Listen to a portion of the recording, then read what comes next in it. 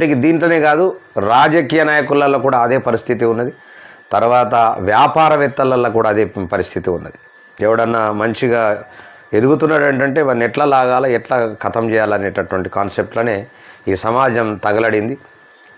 ఏ రంగంలో అయినా ఏదైనా ఒక వ్యాపారం పెట్టుకున్నా ఆ వ్యాపారం పెట్టుకొని ఇమీడియట్లీ వాడిని ఎట్లా లాగాల, ఎట్లా వాడిని డ్యామేజ్ చేయాలనేటటువంటి కాన్సెప్ట్లోనే చాలామంది ఉంటున్నట్లు తెలుస్తూ ఉన్నది. ఇది మన మనిషి యొక్క నైజంలాగా తయారైపోయింది, దరిద్రంగా తయారైపోయింది, దరిద్రంగా ప్రవర్తిస్తూ ఉన్నారు. కాబట్టి దయచేసి మిత్రులారా, మనము అటువైపు కాకుండా కాస్త ఆలోచించి, మంచి వైపు ఆలోచించి, ప్రజలకు మేలు చేసే విధంగా మనం మోటివేట్ చేసి వాళ్ళను, ప్రజలను చైతన్యవంతులను చేయవలసిందిగా నేను కోరుతా ఉన్నాను. అదేవిధంగా ఆంధ్రజ్యోతిలో ఇవాళ వచ్చినటువంటి వార్తల మీద మనం ఒక్కసారి చర్చించుకుందాం.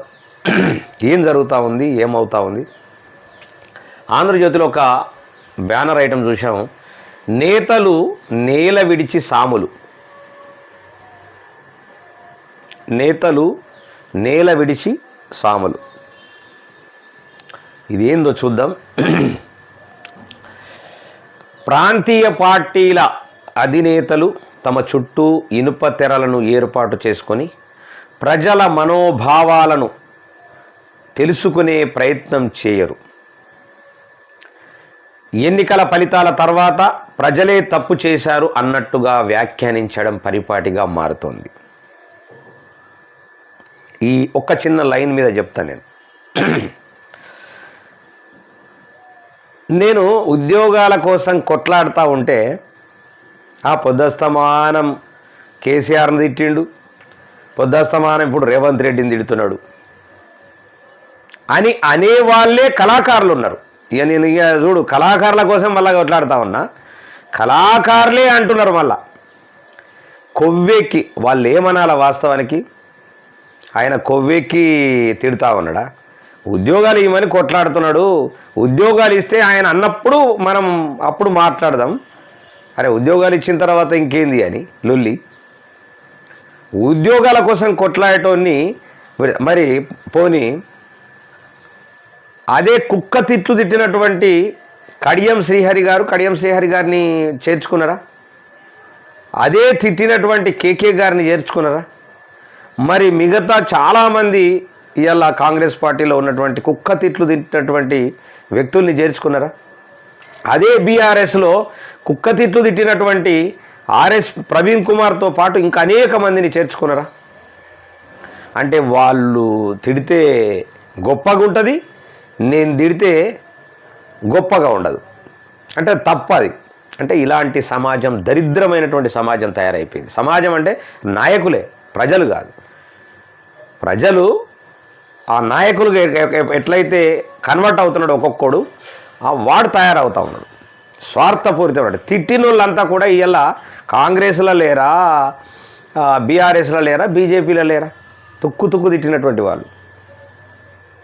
అలాంటిది నేను అనడంలో తప్పేమున్నది? ఏమున్నది తప్పు చెప్పండి? నేను ఎందుకోసం తిడతా ఉన్నా, ఎందుకోసం అంటా ఉన్నా? తిట్టుడంటే రేవంత్ రెడ్డి లెక్కనో కేసీఆర్ లెక్కనో బూతులు తిట్టట్లేదు, నేను పొలైట్గా నేను చెప్తా ఉన్నా. అదే ఇది. ప్రాంతీయ పార్టీల అధినేతలు తమ చుట్టూ ఇనుప తెరలను ఏర్పాటు చేసుకొని ప్రజల మనోభావాలను తెలుసుకునే ప్రయత్నం చేయరు.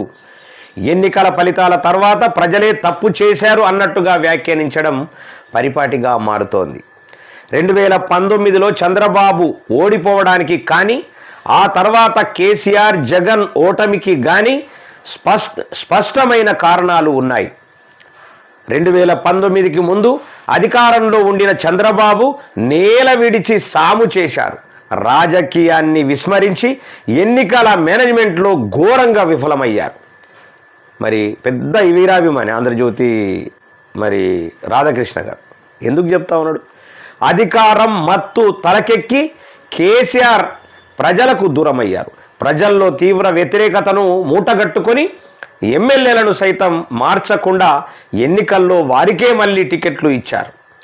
కేసీఆర్ అండ్ కోకు అహం తలకెక్కిందనే అభిప్రాయానికి ప్రజలు వచ్చారు. ఏవో మనం రోజు చెప్తున్నాం, మన న్యూస్లో, వికేఆర్ న్యూస్లో, ప్రజా అసెంబ్లీలో రోజు ఈ మాట చెప్తా ఉన్నాం. ఇప్పటికీ వాళ్ళకు తల మీద తిక్కబోలే, వాళ్ళకు అహంకారం పోలే. ఇక ఎట్లా బాగుపడతారు చెప్పండి? ఫలితంగా ఉద్యమ సమయంలో నెత్తిన పెట్టుకున్న ప్రజలే ఆయనను నేలకేసి కొట్టారు. ఎవరైనా అంతే కదా.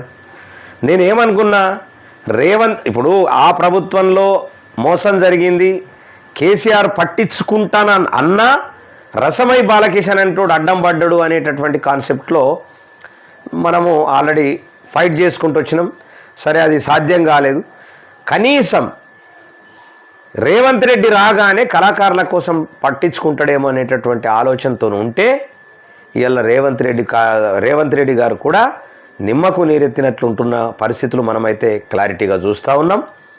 మరి ఇలాంటి పరిస్థితులలో, ఇలాంటి దౌర్భాగ్యమైనటువంటి పరిస్థితులలో ఇవాళ మరి నేల విడిచి సాము చేస్తున్నటువంటి పరిస్థితి.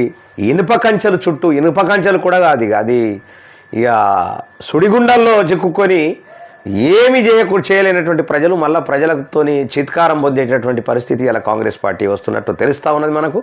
దయచేసి వెంకటేష్ అన్న, good morning, very very good morning, very very good morning అన్న, థ్యాంక్ యూ వెరీ మచ్. రాగానే ఒక లైక్ మాత్రం కొట్టండి, వచ్చినటువంటి ప్రతి ఒక్కరు ఒక లైక్ మాత్రం కొట్టే ప్రయత్నం చేయండి దయచేసి. అదేవిధంగా సబ్స్క్రైబ్ చేయనటువంటి వాళ్ళు సబ్స్క్రైబ్ చేయండి, అట్లనే షేర్ చేయండి దయచేసి. వీలైతే ఇమ్మీడియట్లీ మీ 10 మందికి చేరే విధంగా షేర్ చేయండి. కామెంట్ మాత్రం పెట్టడం మర్చిపోకండి. వెంకటేష్ అన్నలాగా డెఫినెట్గా కామెంట్ పెట్టండి, ఏదైనా డిస్కషన్ కూడా చేయండి. అది ప్రజలే ఆయనను నేలకేసి కొట్టారు కేసీఆర్ను. మరి కాంగ్రెస్ పాలనను ఏడాదిగా గమనిస్తున్నా నేను కొడితే మామూలుగా ఉండదు, గట్టిగా కొడతానని కేసీఆర్ ఇటీవలే రేవంత్ సర్కార్ను హెచ్చరించారు. రేవంత్ కూడా ఇందుకు తగు విధంగానే స్పందించారు. నువ్వు గట్టిగా కొట్టేది ఏమిటి, పుల్లా హాపా అని వేరే అర్థంలో సెటైర్ వేశారు. ఫుల్లా ఆఫా అని వేరే అర్థంలో సెటైర్ వేశారు. ఈ సెటైర్లు వినడానికి బాగుంటాయి కానీ ప్రజలను మాత్రం సంతృప్తి పరచవు. రేవంత్ నాయకత్వంలో కాంగ్రెస్ ప్రభుత్వం ఏర్పడి 15 మాసాలు అవుతోంది. కేసీఆర్ అన్నారని కాదు కానీ ప్రజల్లో ప్రస్తుతం ప్రభుత్వం పట్ల అసంతృప్తి మెల్లగా వ్యాపిస్తోంది. మనం రోజు మాట్లాడుకుంటున్నదే ఇవాళ ఆంధ్రజ్యోతిలో రాయడం జరిగింది. అంటే మనము ప్రజా అసెంబ్లీలో మాట్లాడుకునే ప్రతి మాట అది వాస్తవికతగా ఉన్నది అనేటటువంటిది మనమందరం కూడా గమనించాలి. ఇది 100% నిజం, 1000% నిజం. మనం రోజు మాట్లాడుకుంటున్న ప్రతి మాట ఇక్కడ ఆల్రెడీ అక్షర రూపం దాల్చింది. మీరు అన్ని వీడియోలు వినండి, ఆ అన్ని వీడియోలు విన్న తర్వాత ఈ వీడియో వినండి. ఖచ్చితంగా ప్రజా అసెంబ్లీలో మాట్లాడుకునేటటువంటి ప్రతి మాట ఇలా అక్షర రూపంగా ఇలా ఆంధ్రజ్యోతిలో ప్రజలకు తెలియజేస్తూ ఉంది. ఇది 100% నిజం. పనికి మాలిన మాటలు మాట్లాడే కన్నా ప్రజలకు అద్భుతమైనటువంటి సేవ చేసేటటువంటి ఆలోచన ఫస్ట్ తెచ్చుకోవాలి. అది రాజకీయ నాయకుడి లక్షణం. పనికి మాలిన మాటలతో స్టేట్మెంట్లు ఇచ్చి ప్రజలను మోసం చేస్తున్నటువంటి ఏ రాజకీయ నాయకుడికైనా ఖచ్చితంగా అటు విధి, ప్రకృతి, అదేవిధంగా ప్రజలు చెప్పులతోని, చీపుర్లతోని కొట్టేటటువంటి రోజులు త్వరలోనే ఉన్నాయి. ఇది 100% కాదు, 1000% నిజం. ప్రతి మాట అక్షర రూపం దాల్చింది ఇవాళ. ఇది పరిస్థితి. కాంగ్రెస్ పాలన కూడా కేసీఆర్ పాలన కన్నా దరిద్రమైనటువంటి పాలన తయారైంది, దరిద్రంగా తయారైంది. ఇది వాస్తవం కూడా. అలాంటి పరిస్థితులలో ఇవాళ 15 మాసాలైనా 15 నెలలైనా ఇవాళ ఉట్టిగా ఒకరిదొకరు మాట్లాడుకోవడము, సెటైర్లు వేసుకోవడము, జోకులు వేసుకోవడము, ప్రజలను నవ్విపియడము, ప్రజలను అబాహాహా అనిపించడము, ఇది తప్ప ఇవాళ వాళ్ళు చేస్తున్నటువంటి పరిస్థితి ఏది లేదనేటటువంటిది దీంట్లో సారాంశం. మనం కూడా మాట్లాడుకుంటున్నటువంటి అంశం. కేసీఆర్ పాలనలో ఏం జరిగింది అని చెప్పడానికి కొన్ని మంచి పనులు ఉన్నాయి, అలాగే కొన్ని చెడ్డ పనులు కూడా ఉన్నాయి. కానీ కాంగ్రెస్ 15 నెలల పాలనలో ఏం జరిగిందో చెప్పడానికి పెద్దగా ఏమీ లేదు. రేవంత్ 4-5 మంత్రులతోనే సంప్రదింపులు చేస్తూ నిర్ణయాలు తీసుకుంటున్నారు. మంత్రులతో ఎప్పుడైనా మాట్లాడవచ్చు. శాసనసభ్యులు కింది స్థాయి పార్టీ నాయకుల అభిప్రాయాలు తీసుకుంటే ఉపయోగపడతాయి. నేనేం చెప్పిన మిత్రులారా, రేవంత్ అన్న దయచేసి ప్రతి దాని నుంచి ఒక 25 నుంచి 50 మందా 25 మందా ఒక కమిటీలను ఏర్పాటు చేసుకొని పరిపాలన చేయమని చెప్పిన. గాల్లే మంత్రులు, ఎందుకంటే అలా మంత్రి పదవి పోతుందని ఆయన ఎట్లా చెప్తారట అంటారు. ఏమవుతుంది అక్కడ? ఇక అధికారులు అంటారా, మొత్తము వేరే రాష్ట్రం నుంచి వలస వచ్చినటువంటి అధికారులు, వాళ్ళు ఎట్లా దోపిడీ చేయాలనేటటువంటి కాన్సెప్ట్ తప్ప ప్రజల సమస్యలు గిది ఉంది అనేటటువంటి చెప్పిన పాపాన పోలేదు అధికారులు. ఆ సిఎస్లు అంతా ఆయన చుట్టూ ఉన్నటువంటి ఐఏఎస్ ఆఫీసర్లంతా కూడా, అవే ఐఏఎస్ ఆఫీసర్లంతా కూడా వాళ్ళ ఇళ్లలోకి పోతే వాళ్ళ వ్యాపారాలను చూస్తుంటే కోట్లకు పడిగెత్తి ఉన్నటువంటి ఐఏఎస్ ఆఫీసర్లు ఉన్నారు మన రాష్ట్రంలో, తెలంగాణ రాష్ట్రంలో, అటు ఆంధ్రప్రదేశ్ రాష్ట్రంలో కూడా. అట్లనే ఐపీఎస్లు కూడా అట్లనే తగలడినరు. ఒకప్పుడు ఎంత గౌరవం ఉండేదని మనం రోజు మాట్లాడుకుంటా ఉన్నాం. అలాంటి పరిస్థితి నుంచి ఇలా దిగజారుడు రాజకీయాలు చేస్తూ లోపల ఉట్టిగా మాట్లాడుకుంటూ టైంపాస్ మాటలు మాట్లాడుకుంటూ ప్రజలకు తీరని అన్యాయం చేస్తున్నటువంటి మరి పార్టీలు, రాజకీయ నాయకులు వాళ్ళను చెప్పులతో కొట్టండి, మీరు చీపుర్లతో కొట్టండి ఆడవాళ్ళు, ఖచ్చితంగా వాళ్ళకు బుద్ధి వస్తుందని చెప్తా ఉన్నా. మరి ఈ 15 నెలల పాలనలో మరి ఏం జరుగుతూ ఉంది? ఆ 4 మంత్రుల్ని కూర్చోబెట్టుకొని మరి వాళ్ళకి ఏం నాలెడ్జ్ పాడవుతుందండి? ప్రజల లోపల ఉంటే కదా నాలెడ్జ్ ఉండటానికి, ప్రజల సమస్యల మీద ఫోకస్ పెడితే కదా. నాకున్న నాలెడ్జ్ కూడా ఏ మంత్రికి లేదు, ముఖ్యమంత్రికి కూడా లేదు. నాకున్న నాలెడ్జ్ లేదు. నేను ఇంత చాలా చిన్నోడిని, తుంపూరు లాంటి నేను, ఒక తుంపూరును. ఏం నాలెడ్జ్ ఉంది? తిట్ల నాలెడ్జ్ తప్ప ఆయనకున్నటువంటి నాలెడ్జ్ మాత్రం 0. అయితే బయట కింది స్థాయి పార్టీ నాయకులు ఉన్నారు అనేక మంది, వాళ్ళ కింది స్థాయి నాయకులే ఉన్నారు. వాళ్ళని కూర్చోబెట్టుకొని మాట్లాడచ్చు. ఏమున్నది? 15 రోజులకు ఒక రివ్యూ చేసుకోవచ్చు ఒక్కొక్క డిపార్ట్మెంట్ నుంచి. బ్రహ్మాండమైనటువంటి ప్రజల పక్షాన ఉన్నటువంటి ప్రజాపాలన అంటున్నటువంటి కాంగ్రెస్ పార్టీ ఇవాళ ప్రజల పక్షాన ఉన్నటువంటి మరి ముఖ్యమంత్రి మరి ఏం చేయాలో వాళ్ళ అభిప్రాయాలను తీసుకోవాలి. రాష్ట్ర వ్యాప్తంగా మీ కాంగ్రెసులోనే అనేక మంది ఉన్నారు, కానీ కాంగ్రెస్లో ఉన్నటువంటి నాయకులు ఏం చెప్పరు. ఎందుకంటే ముఖ్యమంత్రి మళ్ళీ నన్ను దృష్టిలో పెట్టుకొని రేపు నాకు ఏమన్నా పదవి ఇయ్యడేమో అనేటటువంటి ఒక ఆలోచన వాళ్ళకు ఉంటుంది. వాళ్ళకన్నా అనేక మంది మాలాంటి ఉద్యమకారులు ఉన్నారు, వాళ్ళందరినీ కూడా పిలుచుకొని మాట్లాడవచ్చు. నిలబడాలనుకుంటే ఆపోజిట్ బీఆర్ఎస్ పార్టీని కానీ బీజేపీ పార్టీతో కలబడాలనుకుంటే నిజంగా రేవంత్ రెడ్డి గారు ఈ పని చేయాలి. నువ్వు నిలబడవు, కలబడవు, ఈ రెండూ లేకపోతే ఒక 3 ఏళ్ళల్లా లేదా ఒక ఏడాది లోపలనే తుస్సవుతుంది నీ జీవితం, తుస్సవుతుంది. నిజంగా మా కళాకారుల ఉసురు పోసుకొని తాగుతున్నావు నువ్వు. గ్లాసుల రోజు నువ్వు ఏదైతే తాగుతున్నావో రేవంత్ రెడ్డి, దాంట్లో ఉసురు పోసుకొని తాగుతున్నావు. ఆ ఉసురు ఖచ్చితంగా నిన్ను వెంటాడుతూ ఉంటుంది. ఈ వ్యతిరేక భావనను మొగ్గలోనే తొలగించని పక్షంలో కాంగ్రెస్ ప్రభుత్వం మరింత అప్రతిష్ట పాలవుతుంది. నేను గద్దరన్న బిడ్డకు చెప్పిన, వెన్నెలమ్మకు 50 ఏళ్ల నుంచి నిర్మాణం చేసుకున్నటువంటి గద్దరన్న పేరును అప్రతిష్ట పాలు చేయొద్దమ్మా. కళాకారులకు ఉద్యోగాలు తక్షణమే నువ్వు ఇప్పియాలా, తక్షణమే ఇప్పియాలా.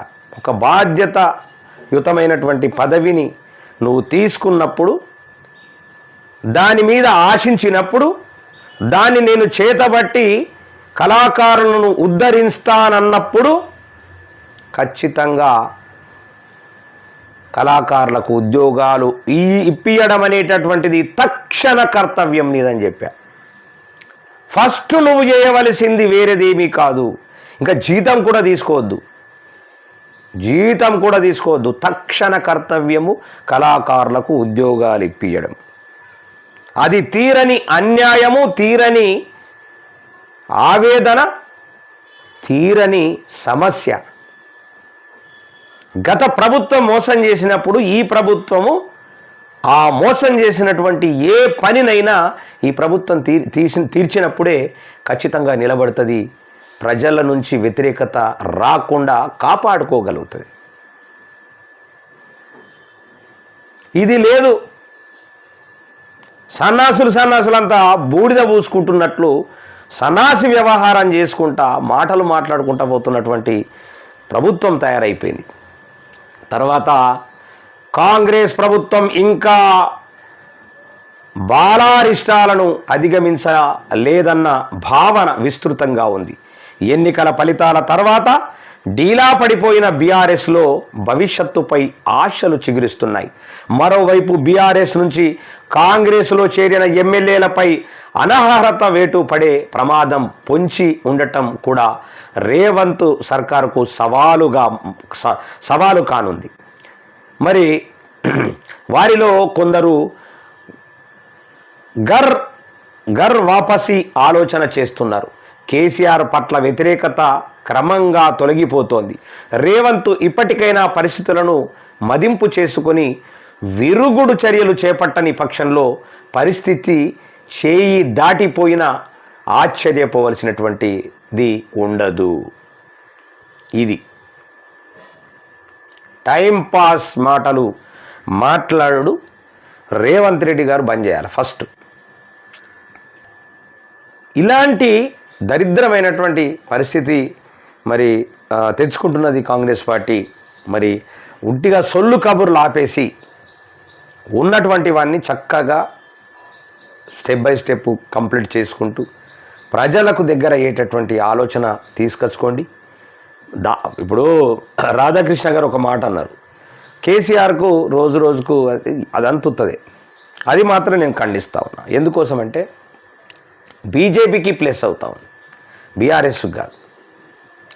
ఎందుకంటే బీజేపీ ఇంకా తప్పు వాళ్ళది జరగలేదు. తెలంగాణ ప్రజలు ఆల్రెడీ ఈయన కేసీఆర్ అంటాడు మొత్తం తప్పు చేసేసిండు, అయిపోయింది ఆల్రెడీ. ఇక ఆయనను నమ్మడం అనేటటువంటిది ఉత్తమాటనేగా. వాళ్ళకి అహంకారం పోలే, ఇప్పటికీ ఆయనను కలిసేటటువంటి పరిస్థితి లేదు. అంటే ముఖ్యమంత్రి హోదా పోయిన తర్వాత కూడా కలిసేటటువంటి పరిస్థితి లేదు. ప్రజలు ఎవరిని కలవనియట్లేదు. అంటే ఇలా కలిసే పరిస్థితి లేదు కాబట్టి వాళ్ళు అంత ఈజీగా రావడం అనేటటువంటిది అసంతృప్తిగా ఉన్నారు. ప్రతి ఒక్కరు అసంతృప్తిగా ఉన్నారు. ఇప్పటికీ కలవనీయట్లేదు, ఇప్పటికల్లా అహంకారం పోలేదు. ఇంకా మళ్ళా రేపు వస్తే పరిస్థితి ఏముంటుంది, ఇంకా చాలా దారుణంగా ఉంటుంది. ఇక ఇంకా ఎక్కువ అహంకారం అవుతుంది. ఎందుకంటే మధ్యలో ఒక 5 ఏళ్ళు గ్యాప్ ఇచ్చేసి మళ్ళీ వాళ్ళని ఎన్నుకుంటే ఇంకా భయంకరమైన అహంకారం. చూసిండ్రా, మేమే కరెక్టు, మేం చేసిందే దోపిడీ కరెక్టు, మేం చేసిందే లిక్కర్ వ్యాపారం కరెక్టు, మేం చేసిందే ఫోన్ ట్యాపింగ్ కరెక్టు, మేం చేసిందే కార్ రేసింగ్ మన రేసింగ్ కరెక్టు, మేము చేసిందే అహంకారం కరెక్టు, మేము చేసింది ఎవరిని కలవకపోవడం కరెక్టు, మేము కేవలం కుటుంబ పాలనే కరెక్టు అని చెప్పేసి వాళ్ళకి ఆలోచన ఉంటుంది. ఇది 100% నిజం. అది అందుకే ప్రజలు ఆలోచిస్తూ ఉన్నారు. అలాంటి వాళ్ళని మళ్ళీ రప్పియడం అనేటటువంటిది మన దౌర్భాగ్యం, మన దురదృష్టం, మన వెర్రితనం అని చెప్పేసి అనుకుంటా ఉన్నారు. కాబట్టి కాస్త బీజేపీకి అవకాశాలు బలిష్టంగా పోతూ ఉన్నాయి. బీజేపీ ఉన్నటువంటి పరిస్థితి ఏంటంటే తనకు తానే నెత్తి మీద చేయి పెట్టుకుంటుంది. ఎవరు చేయట్లేదు. అటు ప్రజల నుంచి వ్యతిరేకత రావట్లేదు, అటు రాజకీయాల నుంచి వ్యతిరేకత రావట్లేదు, ఎవరి నుంచి వ్యతిరేకత రావట్లేదు. కానీ తనకు తానే నెత్తి మీద చేతి పెట్టుకుంటుంది. అది మతము వల్ల, కులము వల్ల. మతము పక్కకు పెడితే కులము వల్ల విపరీతంగా మరి బీజేపీ పార్టీకి కాస్త అటు నార్త్కే ఎక్కువ ప్రాధాన్యత ఇస్తారని, అదేవిధంగా ఇక కొంత వేరే కొన్ని కులాలు ఆల్రెడీ క్యాప్చర్ చేసినాయి అని దళిత వర్గాల్లో, ముఖ్యంగా ఎస్సీ ఎస్టీ బీసీ మైనార్టీ వర్గాలలో విపరీతమైనటువంటి వ్యతిరేకత ఉన్నది. కాబట్టి దానికి 50-50 తప్ప పూర్తిగా 100% వచ్చేటటువంటి అవకాశం ఉండదు. ప్రజల మనోభావాలను దెబ్బతీయకుండా ప్రజల మనసుల్ని గెలుచుకునేటటువంటి ప్రక్రియ ఉంటే, ఆ స్వచ్ఛత ఉంటే బీజేపీకి ప్లస్ అయ్యేటటువంటి అవకాశం ఉంది ఈ రాష్ట్రంలో ముఖ్యంగా. ఎందుకంటే ఒక పార్టీ అనేటటువంటిది క్లోజ్ అయింది. అదే పార్టీ ఒక పార్టీని, బీఎస్పీ అనేటటువంటి పార్టీని క్లోజ్ చేపించేసింది. ఈ రెండిట్లను దృష్టిలో పెట్టుకొని కాంగ్రెస్ పార్టీకి అవకాశం ఇస్తే, కాంగ్రెస్ పార్టీ ఇలా వాళ్ళు చేస్తున్నటువంటి విధానం ప్రజలకు మనసులకు గాయం కలుగుతున్నటువంటి మాట వాస్తవం. మనసులకు గాయం కలిగి ఇలా ప్రజలు కాంగ్రెస్ పార్టీకి దూరం కావడానికి ఆస్కారం ఉంటుంది. మరి ఒక్కొక్కళ్ళకు ఒక్కొక్క సమస్య ఉన్నది.